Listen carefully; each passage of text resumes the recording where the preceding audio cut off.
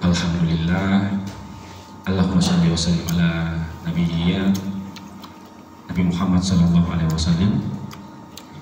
Terima kasih kepada rekan-rekan, wabil khusus kepada yang punya hajat DPC Karawang beserta jajarannya, DPW Jawa Barat beserta jajarannya, DPC Bogor beserta jajaran, DPC Majalengka beserta jajaran, dan seluruh rekan-rekan PPA, pengurus PPA yang kemungkinan hadir juga di sini. Terakhir, namun tak terlupakan, panitia pelaksana yang alhamdulillah telah mengurai hajatan ini sampai saat ini. Insya Allah ke depan sampai besok sukses ya acaranya. Saya sebelum lanjut, saya mau memberikan masukan dulu kepada panitia bahwa lain kali kalau ada acara seperti ini, kalau bisa saya dulu dari sebelum Pak Pres, karena Pak Pres ini standarnya tinggi sekali.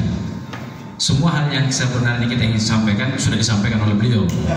Jadi makanya saya tanya, apa yang saya mau sampaikan lagi nih? Ya, itu satu kebanggaan kita, karena Dai Wahidin tentu ada juga kelebihan-kelebihan daripada Presiden PPMI sebelumnya, tetapi beliau ini punya standar yang tinggi. Saya juga malah bingung, kira-kira kalau beliau sudah habis masa periodenya, siapa yang kira-kira bisa mengganti beliau, kira-kira begitu, karena standarnya sangat tinggi, mulai dari pemahaman isu, mulai dari keberanian mengambil aksi. Ya, saya kenal beliau belum lama sih, dan mungkin di antara kita semua di sini, mungkin saya termasuk anggota termuda PPMI. Ya, meskipun umur mungkin nggak muda ya, tapi gaya rambut sedikit muda lah. Sedikit masalah rambut, ya, sedikit masalah rambut. Bahwa kawan-kawan ini kan sudah berjuang sudah lama ya, sejak menjadi anggota, ya, menerima secara sadar untuk menjadi anggota dan berkhidmat dalam perjuangan PPMI. Kalau saya baru sih pas ada persoalan aja kemarin itu, ya. Namun saya tidak berada pada jajaran PPA, DPC, DPW, langsung di DPP. Tapi saya ingin mencoba untuk memahami bagaimana kontribusi kawan-kawan dalam perjuangan. Makanya saya menggunakan pola rambut ini. Pola rambut ini sebenarnya itu adalah bentuk pada saat itu, ini model rambutnya pasukan terakota pada saat kerajaan dipimpin oleh Raja Qin, ya, Cina. Jadi pada saat mereka mau berperang, mereka gunakan potongan rambut seperti ini. Makanya tadi saya melihat Ketua Pampel Pak Anwar, kenapa dipotong rambutnya itu ya? Oh, saya kasih. Kalau Ketua Anto dulu dipotong kan ada hajatan, ya. Saya tidak tahu apakah bertambah, ya, yang di rumah atau bagaimana, saya nggak tahu. Yang penting sudahlah, kita terima saja alasannya. Takut istri itu, Pak.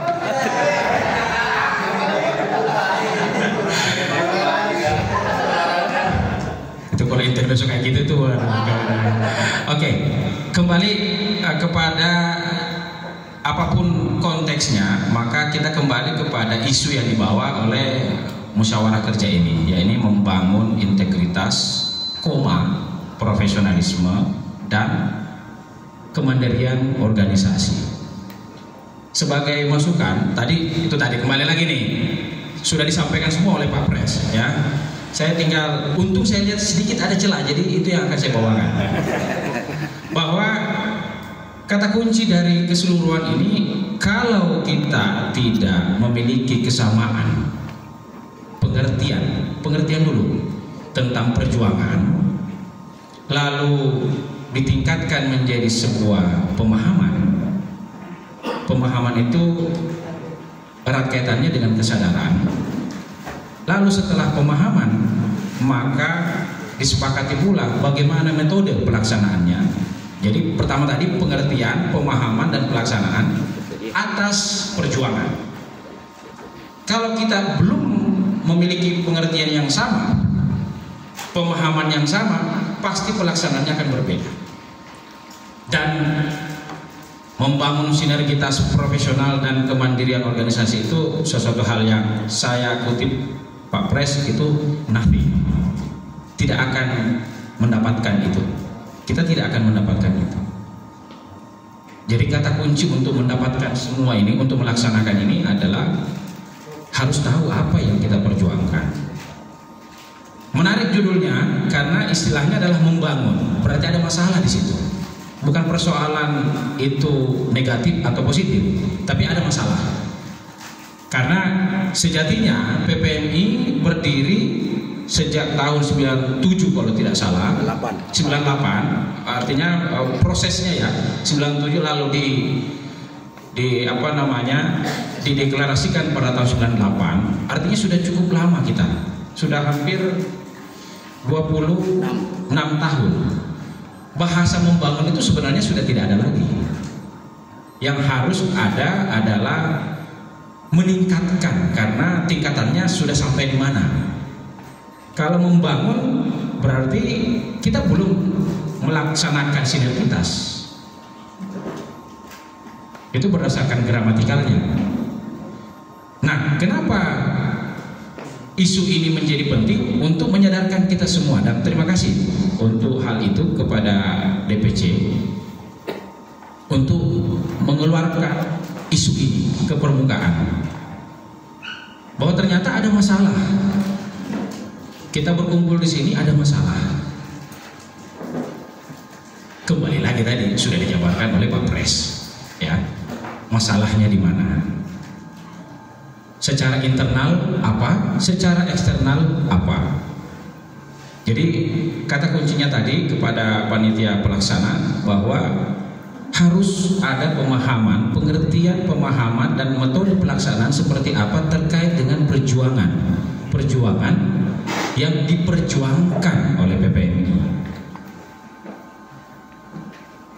Itu kata kuncinya.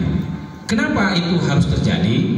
Karena PPMI punya filosofi, karena tadi sudah disinggung oleh Pak Pres dan tentunya dari Ketua DPC Karawang dan DPW, bahwa kita tidak lagi masanya sebagai masa pekerja keras, tetapi kita sudah masuk pada masa pekerja cerdas. Ya, kenapa harus bekerja cerdas?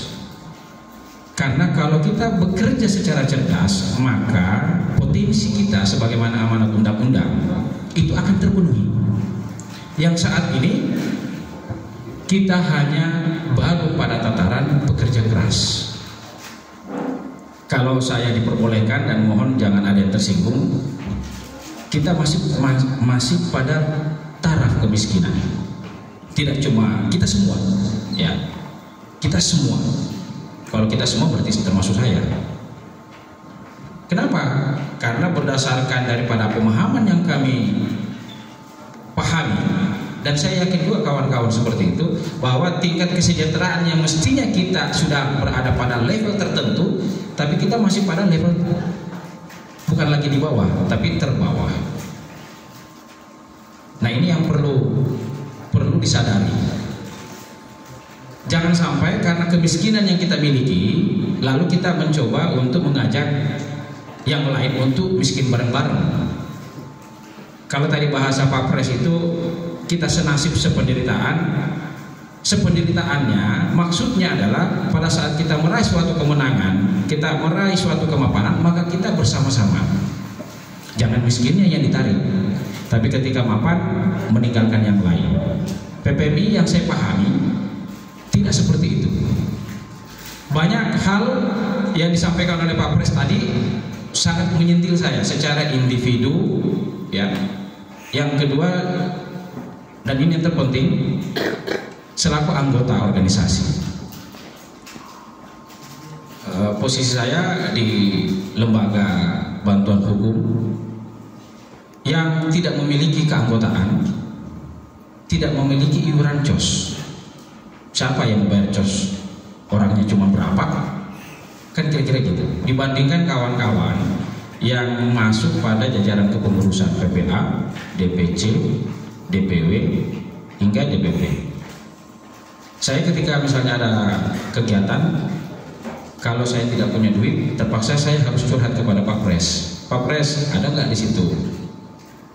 Bisa bantu. Pak Pres, oh ya ada uang rokok ini kita bagi, ya udah, uang rokoknya kita bagi. Kalau ada, ya kalau tidak ada ya sudah.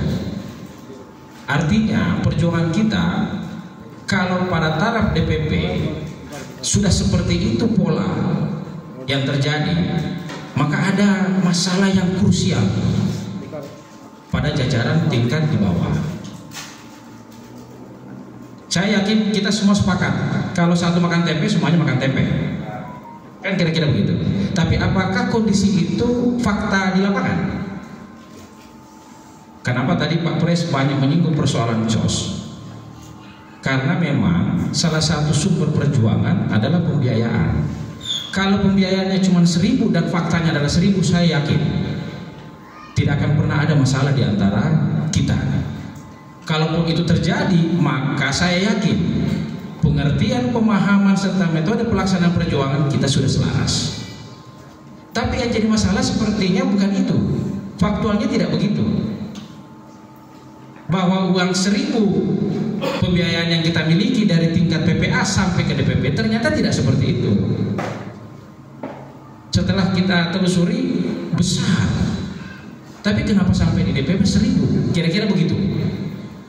Kira-kira begitu permisalannya. Jadi saya berdiri di sini, saya bangga menjadi anggota PPMI, menjadi saudara-saudara rekan-rekan semua. Tetapi di satu sisi saya juga dilema, karena kalau kondisi kita, perjuangan kita, terlepas dari para konteks pengertian perjuangan, tapi dalam konteks bagaimana anggota mensupport, mendukung kegiatan organisasi yang sudah jelas perjuangannya, dan ternyata dukungan itu masih seperti tadi permisalan uang 1.000, itu ironi. Bagaimana mungkin kita berbicara tentang kesejahteraan pada tingkat nasional, pada tingkat berbangsa, kalau ternyata kesadaran kita secara level organisasi sendiri masih sangat minim, malah merusak satu sama lain. Ini yang perlu kita renungkan, karena sudah beberapa kali yang saya tahu kita mendengungkan persoalan ini, tapi juga belum kelar-kelar. Ada masalah apa kita? Ini yang ironis, ya. Bagaimana kita bisa berbicara tentang kemandirian kalau sama-sama satu sama lain kita mungkin oke, berkawan ya, tapi dalam tataran organisasi bisa jadi kita bermusuhan. Karena kenapa? Ada kepentingan tadi. Lebih baik saya makan daripada, lebih baik saya singkirkan teman saya daripada saya yang tidak makan. Itu filosofi mengartikan sinergitas yang keliru, dan itu yang faktanya terjadi. Saya harus sampaikan itu, faktanya seperti itu. Di mana? Di tingkat kita, di tingkat organisasi. Apa dasarnya? Seperti tadi sudah disampaikan oleh Pak Pres, kita bisa melihat dari standarisasi COS itu sendiri. Ada 3 bentuk anggota, satu anggota yang antusias, satu anggota yang belum tahu, ada yang ketiga yang parah nih, yang apatis, yang tidak mau tahu persoalan. Dengan bermodalkan COS, lalu dia berharap mendapatkan segala keuntungan yang didapatkan. Tidak seperti itu. Tidak seperti itu. Organisasi, dalam hal ini organisasi kita, itu adalah organisasi yang berbasis massa. Kita bukan organisasi yang berbasis individu-individu. Kita organisasi berbasis massa. Siapa tulang punggungnya? Kawan-kawan di tingkat, saya harus katakan kawan-kawan di tingkat DPC. Karena PPA tidak akan mungkin terbentuk, kalau tidak ada unsur DPC-nya di situ. DPC-nya yang harus giat. Nah, dalam ruang lingkup siapa pelopornya, yang ini DPC, kalau tidak dibenahi oleh DPW, maka itu juga pincang. Nah, senioritas ini untuk siapa? Profesionalisme itu untuk siapa? Untuk kita semua. Tapi kalau saya mau katakan pesimis, salah juga. Karena kita sudah berjuang bersama-sama, meskipun tadi pemahamannya belum sama, pengertiannya pun juga belum sama, metode pelaksanaannya kurang lebih oke, tapi itu pun juga masih 50-50. Nah, ini yang perlu kita benahi. Masalah apa tadi itu Pak Pres sampaikan, tersindir ya, apa sih, bawa perasaan, baper. Organisasi tempatnya kita mengasah diri untuk memiliki wawasan yang luas. Wawasan luas itu maknanya bahwa apa yang kita dapatkan, manis atau pahit, kita tidak langsung berpikir bahwa itu berguna untuk kita, tetapi kita harus melihat apa kedepannya dampak daripada manis atau pahit itu kepada kita. Jadi tidak alergi dengan kritik. Tadi saya yakin apa yang disampaikan oleh Pak Pres menyentil kita semua tentang kesadaran, kepongahan kita ya atas jabatan yang kita miliki. Dulu belum ada jabatan kita bersusah-susah, setelah ada jabatan kita berusaha memperbaiki diri dengan pola yang keliru ya, yang tidak selaras dengan perjuangan organisasi. Ini betapa ceteknya ya, ceteknya sebenarnya pemahaman kita. Pemahaman inilah yang harus kita perbaiki. Masih ada waktu untuk kita perbaiki. Mungkin kita berharap dengan khususnya Karawang, dan saya pikir dampak daripada musyawarah kerja Karawang ini juga akan memberikan dampak positif, dan kita laksanakan bersama-sama terhadap DPC lainnya. Bagaimana hasil yang didapatkan oleh musyawarah kerja ini, mudah-mudahan tidak di atas kertas juga, Ketua, karena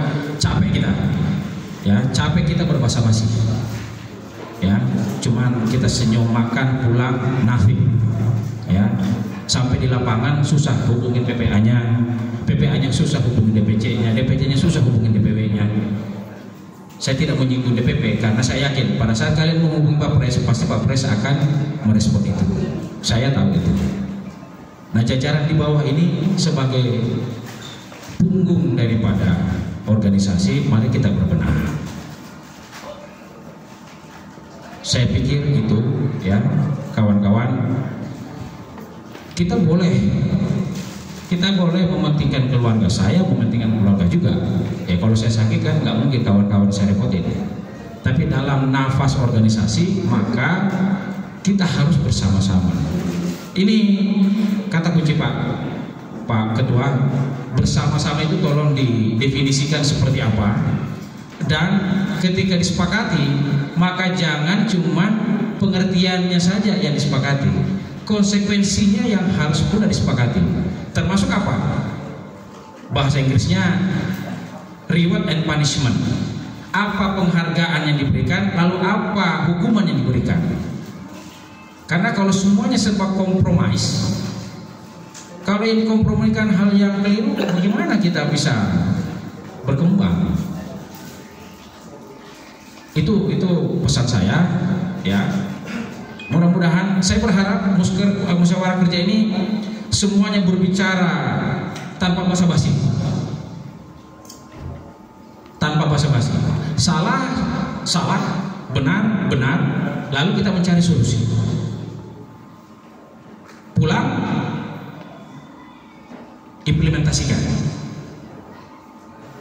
Kalau misalnya tidak ada berubah, saya harus sampaikan kepada Ketua, mudah-mudahan kita umur panjang lagi semuanya dan masih berada pada satu atap organisasi. Jikalau saja tidak ada perubahan, maka kalau ketua ingin mengundang saya lagi, mungkin saya tidak akan datang. Karena untuk apa seremonial? Kita tidak butuh seremonial. Makanya terkadang saya berpikir Pak Pres ini di mana-mana, mau di eksternal, khususnya internal, selalu berorasi. Kenapa? Kasihan juga lihatnya. Selalu mengingatkan. Kenapa? Karena kita belum berubah-berubah sih. Kapan kita berubah? Musyawarah kerja cabang ke-1, kedua kapan lagi Pak Ketua? 2 tahun ke depan. 2 tahun ke depan. Berarti kita punya waktu 2 tahun. Bisa nggak per tahun? Bisa. Bisa per tahun. Kenapa bisa per tahun? Kenapa saya bertanya seperti itu? Supaya ada progres yang signifikan terkait perubahan yang memang kita inginkan bersama-sama. Kalau tidak ada, untuk apa kita berkumpul? Capek kita. Kalau internal kita kokoh, meskipun perjuangan kita secara eksternal, karena ketika kita berbicara perjuangan dalam tingkat nasional, maka bukan cuma kita saja, tetapi seluruh nasib-nasib buruh di luar sana. Kalau itu pun masih mentok, minimal secara internal kita kokoh. Nah ini kondisinya kita belum kokoh. Lalu sayang apa yang disampaikan oleh Pak Pres dan apa yang kawan-kawan sudah jalani kurang lebih sekitar 4 tahun sejak Omnibus Law ini mencuat, tidak ada nilai yang kita bawa. Nama PPMI dikenal, ya, itu salah satu bentuk strategi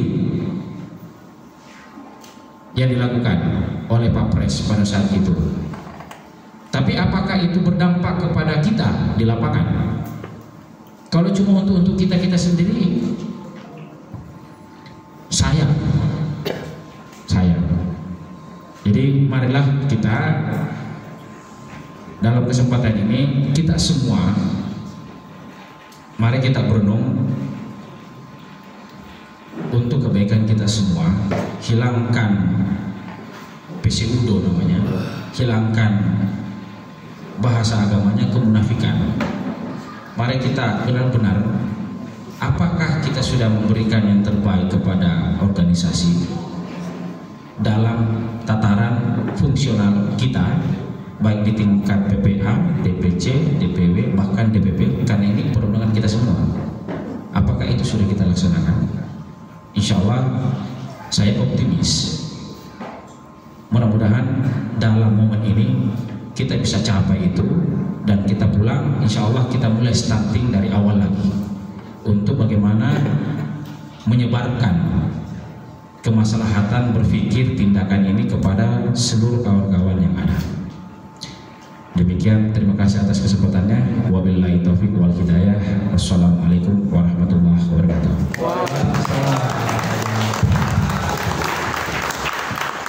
Terima kasih kepada LBH PPMI Bang Andi Corawali